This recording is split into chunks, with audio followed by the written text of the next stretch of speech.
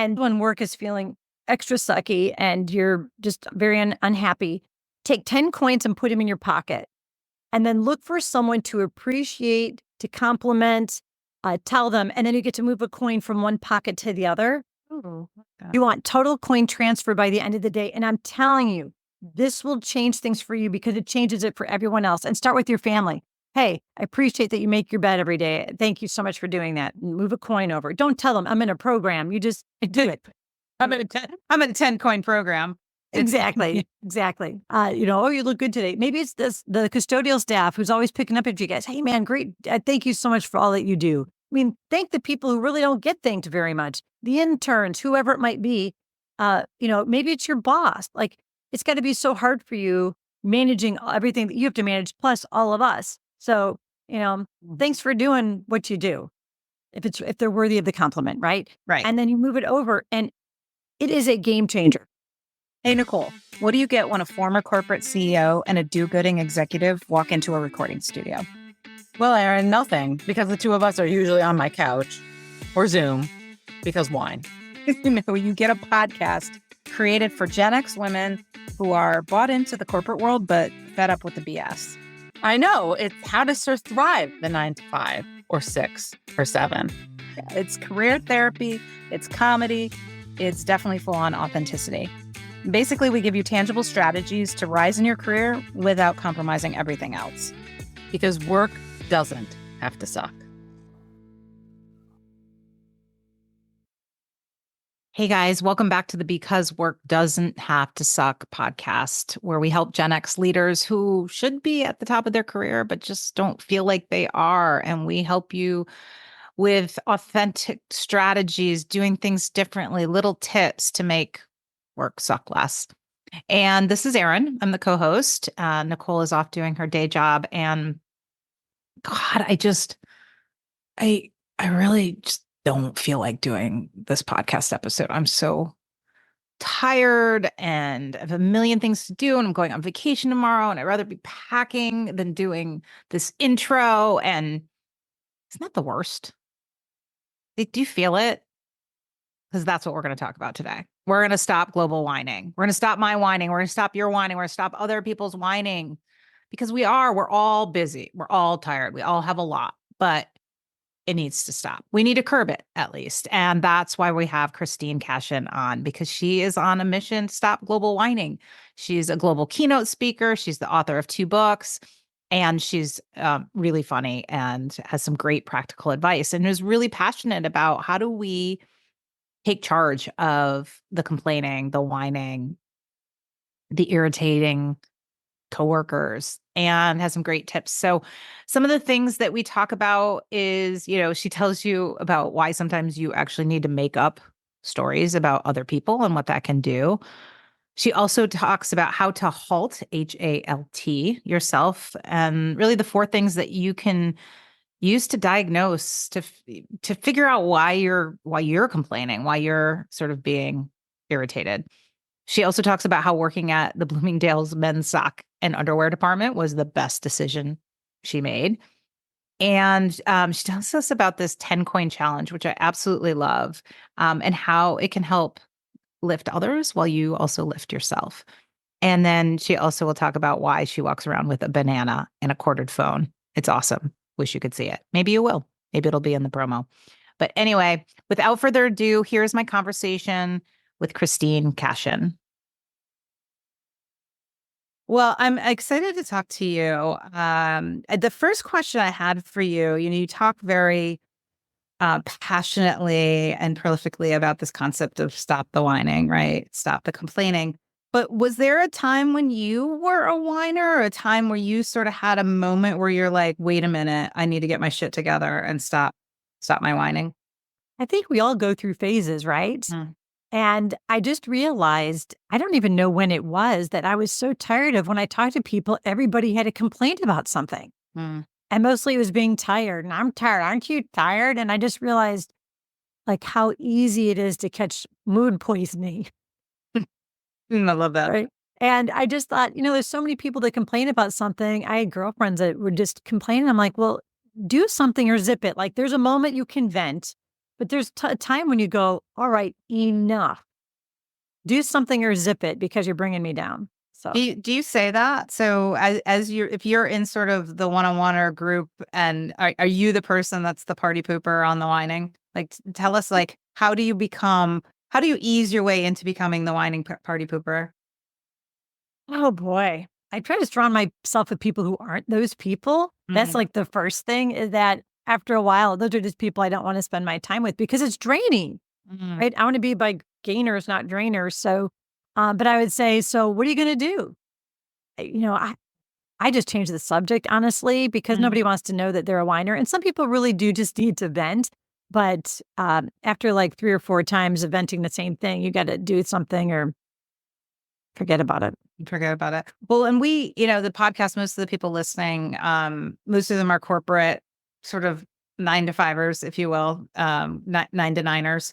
Um, and that's a place that's pretty effed up right now. Like, I don't know if you've noticed that the treadmill, it's like somebody keeps pushing the up button and up and up and up. And so I even get kind of sucked into it when people are like, oh, it's so bad. My CXO is doing this, my boss is doing that.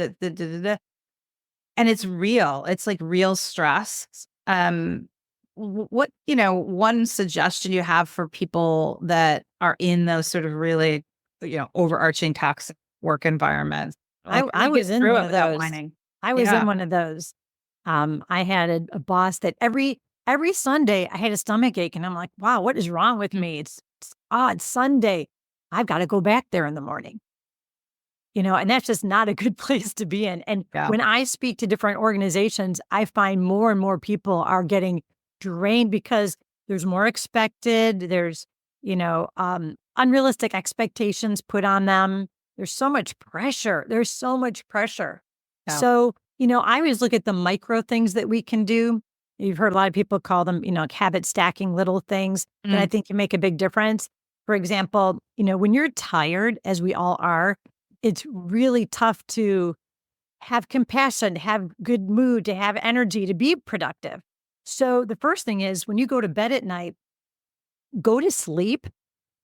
Don't scroll for 2 hours. I think for a lot of us, that's our wind down time is to let everything go out of your head time to get in bed side by side with your partner and just start to scroll when that is the worst thing you can be doing because, you get on TikTok, it could be 3 hours later, right? It's hard to break when you have a problem if you've ever dropped your phone on your face. Mm. And I know you've got listeners out there right now that are like, all putting their head down, like, that's me. You got to tuck your phone away and then tuck yourself away. Don't bring it to bed, even though you think it's a good way to unwind. Yeah. A lot of times you're looking at news or you're doom scrolling and it doesn't make you feel any better. Or you're on one of the socials comparing your life to everybody else's and they're having more fun and they're doing better things than you. And then you get depressed. You got to tuck your phone away. In fact, when I go to events, I've made these cell phone sleeping bags. I love it. And so I encourage people because it's very tempting. Well, let me just check the weather. Next thing you know, you're doing a bunch of things. So to tuck your phone away to bed and then you tuck yourself to bed. And same thing in the morning. Wake up with the natural light if it's that time of year. Open up the curtains, get that light first rather than the light of your phone. People are used to checking their email before they even have both eyes open. And they're already behind before they've even gotten out of bed. Right. Right. So what do? We're creating our own cycle of stress in the morning, in the evening. So bookend your days better. It will be there. Can you at least go to the restroom without your phone? It can be done, even though Yeah. it feels feels What if you unproductive. fall and crack your head? How will you call emergency? 'Cause Yeah, just be real careful. That's all. yeah. I find for me, talk about practical. I think one of my practical things is I have like the oldest school. I've probably had it for 20 years, clock radio, because I like waking up with music. And it's so bad that like the little antenna, if it falls behind, it'll like get fuzzy and you have to like retune it in. But that I allows love me that. to not need my phone next to me as an alarm. So when I walk in, I put it on a table that's like across the bed. I turn it on silent. Like I Oh, don't. Erin, you are so Yeah. smart. That's exactly right. Because people say I can't move my phone away because it's my alarm clock, but they're so cheap. They Go still get sell 'em. them. Well, they don't. Still sell them. And you can wake up to like, Rihanna instead of ring, ring, ring, right? Like, Absolutely. yeah, slowly wake up. So you mentioned everyone's so tired. And I think everybody is sort of probably attributes it to work, the kids being crazy, expectations. It's more than that. You think it's more than It's that? I do. I think conflicts going on in the world. Mm, The watching the news and seeing all the gun violence, whatever it is, all that kind of piles on, I feel like, and we're not even really thinking about it. But I was just watching this morning the floods in Minnesota, and the dam is about to break. And I don't live there. I don't have a lot of friends. My heart is aching, and I don't even know these people, but I'm worried about the world. I'm worried about our children. I'm worried. And then, so that's the biggest level. And then, of course, you've got your own life that is a hot mess that you're trying to put together. yeah. So it's a lot, your health and bird flu. And I mean, it's just constant, it seems like, stressors that are bigger than they used to be. Yeah. I look at my dad who had his own business. They didn't have email. He didn't have email. They didn't have some. I think about, what did you do all day? Right? Digital How do you keep up? busy, And shuffle Aaron, do paper. you ever do this? You're like, someone contacted me. Was it on LinkedIn? Was it on Instagram? Was it on Facebook? Was it on WhatsApp? Yeah. There's so many ways that you're getting people trying to reach you and contact you and wanting something and pushing away the spam. It's overwhelming. Yeah. Well, I kind of think that, and luckily I don't have to deal with this as an entrepreneur, but I think the multi-mode communication, so it's the email slash Slack slash Teams slash cell phone, the multimodal communication is sort of essential to our mental health crisis, or one of the pillars. So I agree. how do people start to, if they're sitting here thinking, yeah, well, you don't even know, it's so bad at my company, the expectations are so high, the blah culture is so, like, as an individual, let's start there. How do you, it's not just not whining, how do you help yourself be less stressed, be happier? I know that's a big part of your plate. Yeah, you've got to find your ways to cope, right? And it's not always in the bottle at the end of the day. If you can't change what's going on. Like, for instance, my husband worked for telecommunications for 30 years. Mm, And he was on call after call after call after call. And I told him, like, it was taking a toll on his health. You got to take a break. Well, I don't have time to take lunch. You've got to take a lunch. I mean, it'll be there, right? I mean, you've got to find a way to kind of protect yourself. yeah.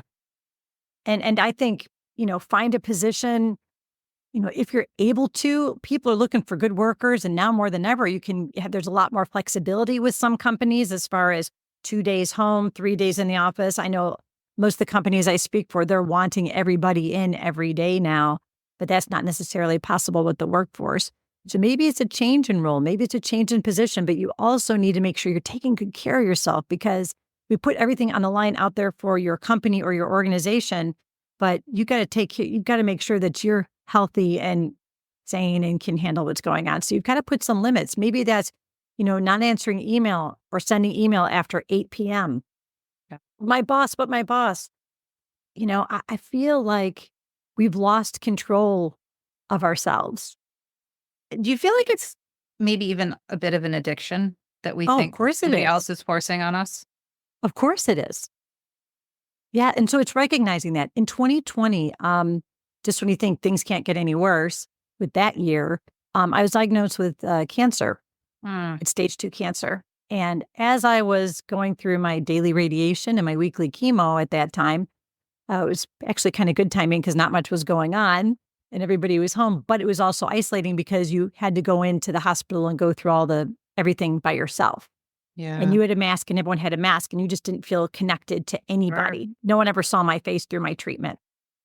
Wow. And, it kind of puts things into perspective. I'm like, what truly matters? What am I doing here? And Mm, as I was there, I was thinking, I need to get my stuff in order and not what do I want to be? Who do I want to be? I want to be mm, generous. I want to be kind. I want to be there for my kids. Um, I don't know. All that work stuff, it matters till it doesn't. And when you don't have your health, you've got nothing. And I had put off some exams because I was so busy. Everyone's so busy. But man, when push comes to shove and you think I might only have a year to live or 2 years to live, perspective changes. And I think I always knew that, but until it actually happens to you, it's a wake up call. Yeah. Well, let's go back to the workplace. I mean, one of the things that there's a sort of an energy that people feed off of each other, right? The busy badge, we've heard that a million times, Ugh. right? What can an actual leader, so we talk a little bit about individuals, but as a leader, maybe you're not the CEO, but you run a team of 20 people or what have you. What can you do to like stop sort of the complaining and whining and create this happy culture, but recognizing that people can't just be happy if the work is shit, whatever. Right. You have any I think, tips for leaders? yeah, leaders out there, you've got to be in tune with your people. When you see someone's on the struggle bus, don't just shame them, help them get off the struggle bus. Maybe they didn't get the proper training when they got on board, so they're not even sure what's going on. Or maybe it's like a communication. You're expecting everyone to be a mind reader. Maybe it's like a touch base. You need some sort of Monday morning fire up or Friday, what's hot, what's not. I think a lot of it's lack of communication with your people and not tuning in to what's really going on with them. And maybe it's having a few one-on-ones. Oh, I don't have the time. You need to make the time to check in, because when people feel that they're appreciated and cared about, they're going to do better. But when they feel like nobody cares about me, forget it. Are there any sort of specific, like, powerful questions or things that people need to be doing better to sort of understand where their team is at? Yeah, I feel like every once in a while it would be really nice if they would check in and say, um, what can I help you with today? How can I help you be better? Mm, Because sometimes people go, hey, maybe they don't have the resources they need and they're afraid to ask for it. So maybe it's just asking the question, what can I do to help you with whatever you're working on? Is there any resource that I can help provide for you? yeah. Yeah. One of the other things in the workplace, I think that it can be good and bad. I think there's, this bonding over a common enemy. And the reason I say sometimes it can be good because, I've had teams that didn't get along and then all of a sudden they're mad at like a manager. And I'm like, oh, good. Cause now they're getting along because they're all mad at the same manager. And so at least we got rid of one problem. Um, do you have anything to say about that dynamic? Is it good? Is it bad? How do you stop it if it's bad? Oh, That man. phenomenon. It's hard because there's so many people that are passive aggressive in the workplace, right? Mm, They're like, can you believe so and so did that? And someone's like, no way. And they're like, way. And that is true. You bond over disliking the same person. But it always comes back around, I feel like. mm, And I just want people to be more assertive. And that's um, say what you mean what you say, but don't be mean when you say it. mm. And if you have a conflict with someone, don't go through text, Yeah. don't go through email, go to the person directly. Um, Nothing's worse than seeing an email thread. Have you ever seen this before where, Mm, it's not good and then you go down and you can read everybody's thing that you're not supposed to read? yeah. Oh, yeah. Uh, We had a leader do that once with one of our partners accidentally, but it made things clear really quickly. But yes, I've been in those uncomfortable email situations. so I always feel like if someone comes to me, can you believe he said that? I always send them back to the source. Mm, Wow. Well, did you tell him that made you feel uncomfortable? Did you tell her mm, that we weren't able to do that with the people that we have on staff? Did you? And then have them, they almost freak out because you're being a little more direct, but you're just asking a question. yeah. Say what you mean what you say. Don't be mean when you say it. And you can read anything into an email and a text. You get a message from someone you don't like. Look what she wrote. Good morning. I mean, you can make anything sound nasty on a text or an email that maybe isn't even there. Yeah. So to like avoid those conflicts, it really does. And this just sounds so trite, but it all comes down with better communication. Yeah. And we're too busy for it these days, but you've got to make time for it. Yeah. I love that.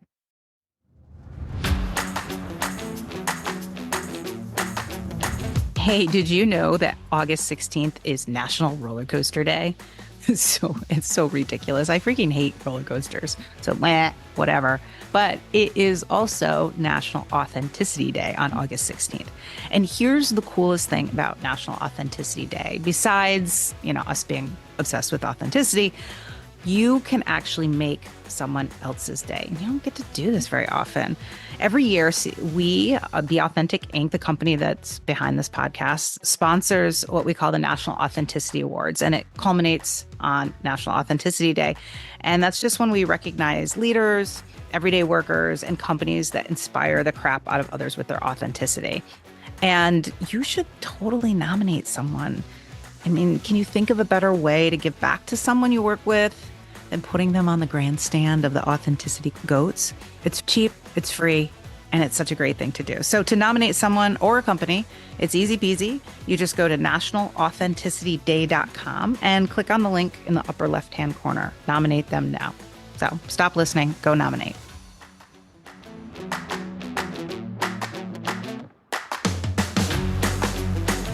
Do you have any tips, if somebody is just becoming irritating and annoying, like any practical tips, of, what to do, language to use?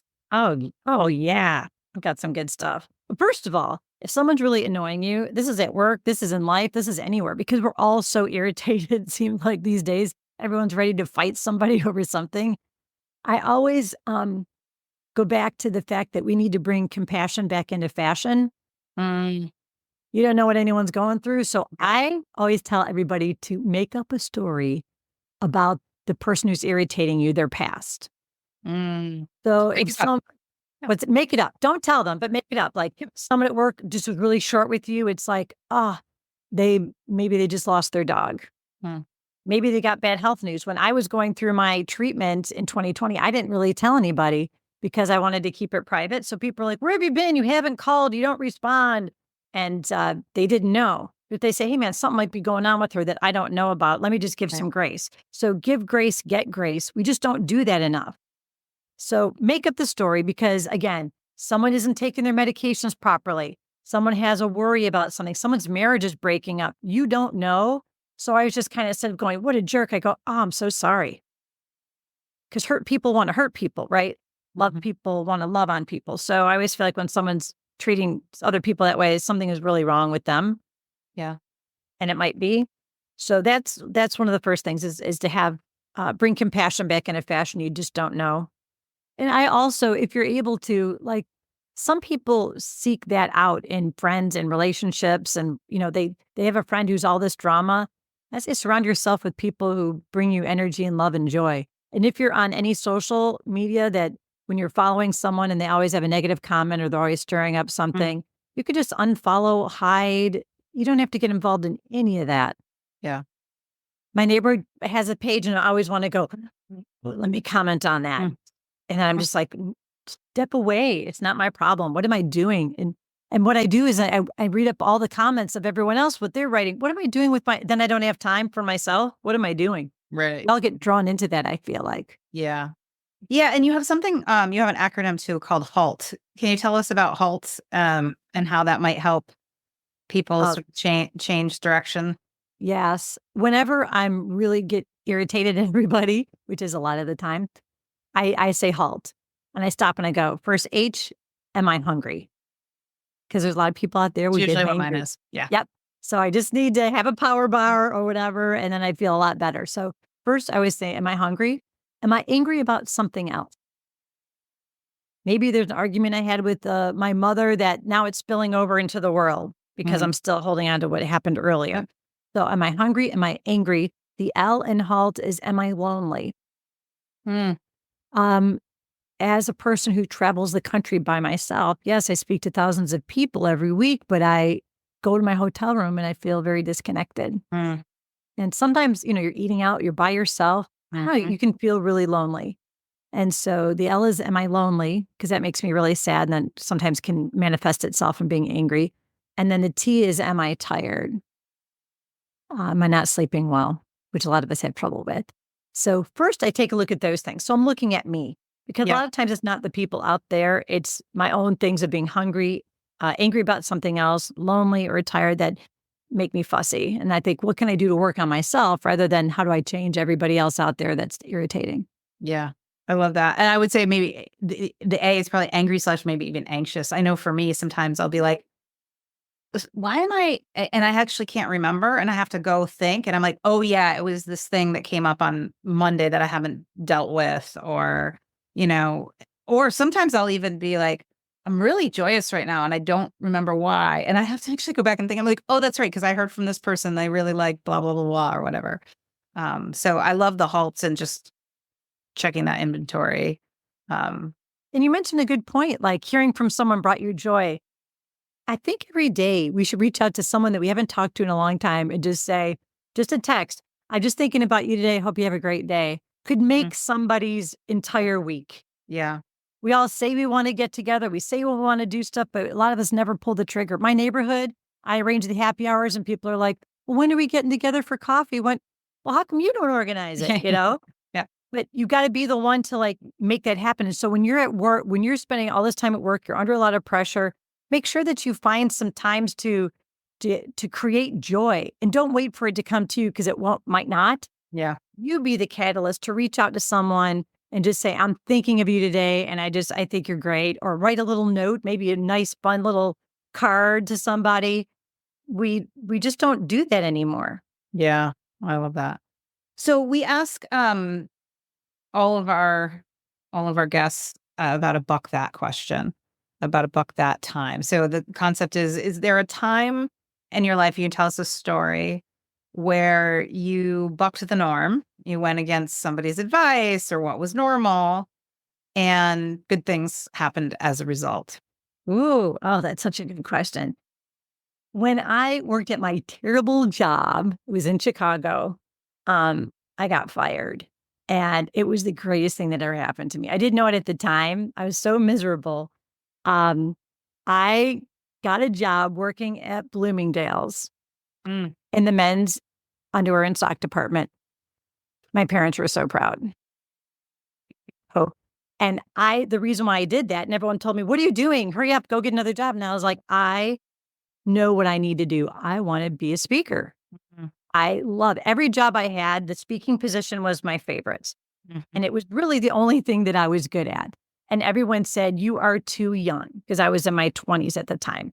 You're too young. You have no experience. You have to go get other jobs. In fact, I remember calling professional speakers and saying, how do I do what you do? And they mostly said, you can't do it because you're a woman, and especially because you're young. You should go be a secretary for one of the speakers. Oh my gosh. Yep. Yeah. And I remember thinking, I will work in underwear and in men's underwear and socks until I find a way to make this happen. So I, when I was in my terrible job, I used to approve continuing education. And I remember seeing all these forms for a seminar firms where people go out there and do different seminars, Skill Pass seminars, Fred Pryor national seminars. And I thought, who's doing that? So, this was before Google. So you just had to ask around and call people. And I finally found someone who said, you send a videotape of a presentation. So then I called college friends. Hey, who's working at a company? Anyone have HR? I'd love to come in and do a presentation on stress relief. Mm. And then I was in theater. And so I had friends that had cameras, a handheld video camera, who came in to record me, sent in a videotape. And they brought me in for a live audition. And I started speaking everywhere for this company called Skill Path. And it was my big break. It was hard because I was running out of money, Mm. working at Bloomingdale's. It was not easy. And, here I was, with my degree, with all these, student loans, bills. And I thought, I got to see if I can make this happen. And I'm so glad I didn't listen to anyone and become a secretary to another speaker. Yes. Take the sock and underwear over that any day. Yeah. With a shot at the speaking career. I love that. Well, before I ask you the last question, where can people follow you, get connected, et cetera? Oh boy, you can go to, I guess, Instagram. I total transparency. I like social, but I'm not a slave to it. Like, I will not be posting all the time. ChristineCashen.com. You can go to my website. I'll randomly post blogs. I mean, I really want balance in my life. My family is my number one priority, my health, and all that other stuff is when I have time. I'm not that person that posts all the time and Yeah. all that kind of stuff. But I'd love it. People want to connect. Please do so. Christine Cashen, CASHEN.com. And you can find all my channels there. I love it. I love it. Well, final question. This podcast is because work doesn't have to suck. What one sort of lasting tip would you like to give our listeners to make work suck less? Ah, good. And this podcast is so important. I feel like we need to find some little things to make you happy during the day. Like when I travel, because that's what I do for my job, I have a banana Bluetooth phone that I use when I'm talking. And not only does it make me crack up, it is hysterical. In fact, I just wrote the banana people. I'm like, I'm not asking for a slice, but I buy them in bunches, right? Uh, it's Bluetooth, and people just get so It tickled by it. Bluetooth to your smartphone. To my smartphone. I love yeah. it. Yeah. And then I also have a corded retro handset that plugs into my phone. Oh my gosh, I love it. And so this is also, they come in different colors. You can get a red one, Oh a my purple God, I one. love it. So I'm walking and I've got this cord, and people get so tickled. When I'm on the corded phone, they come to me. When I'm on the banana phone, they go far away. They laugh and maybe take a picture. Yeah, but it's always a conversation starter. Were you the girl on the phone? I'm like, Yeah. Everyone's on their phone. But I found that it's just Love something it. to lighten things up, lighten it up Mhm. for myself. Travel is hard. Everyone's irritated, and this, especially if it's a tense situation or there's a delayed flight or a canceled flight, if I'm on that phone, it just lifts the mood, not just for me, but for everyone else. Yeah. Because you know what, Aaron, there's a gift in the lift. When you lift other people, you feel lifted. Yeah. So when you're down in the dumps at work and your work just seems to suck, think about who else can you lift up? Who Mm. can you thank? Who can you appreciate? I'm going to do one more tip. Do I have time for one more? Yes, absolutely. It's called the 10 coin challenge. Mm. And this is when work is feeling extra sucky and you're just very unhappy. Take 10 coins and put them in your pocket. And then look for someone to appreciate, to compliment, tell them. And then you get to move a coin from one pocket to the other. Ooh, like that. You want total coin transfer by the end of the day. And I'm telling you, this will change things for you because it changes it for everyone else. And start with your family. Hey, I appreciate that you make your bed every day. Thank you so much for doing that. Move a coin over. Don't tell them I'm in a program. You just do it. I'm in a 10 coin program. Exactly. Exactly. Oh, you look good today. Maybe it's the custodial staff who's always picking up at you guys. Hey, man, great. Thank you so much for all that you do. I mean, thank the people who really don't get thanked very much. The interns, whoever it might be. Maybe it's your boss. Like, it's got to be so hard for you managing everything that you have to manage, plus all of us. So, thanks for doing what you do. If they're worthy of the compliment, right? Right. And then you move it over, and it is a game changer. I love it. It's so simple. It's so smart. And you're right. We think we don't have the time to do that, but we actually don't have the time to not do that because that's the only way we're going to get out of our ruts, out of our whining, out of our misery, out of our anxiety, is to lift up others so that we can be lifted. I love the way you said that. That's so great. Thank you so much, Christine. It's so nice having another fellow Michigander. You're fabulous. Transplant on the call. I love the work you do, and thank you so much for spending time with us. You're fabulous. Thank you. Good luck, everybody.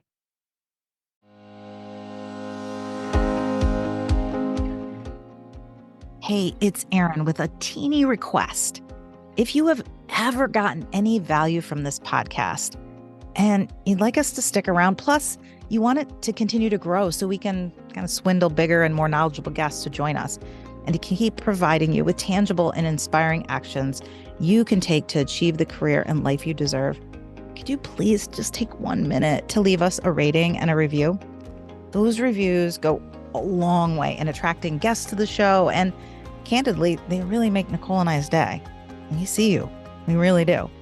So when you have the time and inspiration, we'd love to see a rating and review from you. Thank you.